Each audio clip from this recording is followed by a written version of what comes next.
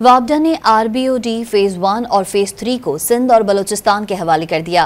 वापडा ने मंसूबे को बलूचिस्तान के हवाले करने से मुतालिक सेक्रेटरी आपाशी सिंध को खत लिख दिया। मजीद जानते हैं डॉन न्यूज के नुमाइंदे खावर हुसैन से। जी खावर हुसैन, खत का मतन बताइएगा। जी, वापडा ने बलूचिस्तान के जहरीले पानी को समंदर में छोड़ने के मंसूबे आरबीओडी फेज 1 और फेज 3 को सिंध और बलूचिस्तान के हवाले कर दिया है। इस हवाले से वापडा के सेक्रेटरी आपाशी सिंध को खत लिखा गया है और उसमें कहा गया है कि अब आरबीओडी फेज 1 और फेज 3 की मुरम्मत और देखभाल सिंध खुद करे और बलूचिस्तान अपनी हदूद में आरबीओडी की मुरम्मत और देखभाल खुद करेगा। सिंध को भी यही अहकाम दिए गए हैं। 2022 के सैलाब में आरबीओडी को जो नुकसान हुआ था, वफाकी हुकूमत ने उसके लिए 8 अरब 33 करोड़ रुपए देने की गुजारिश की गई थी।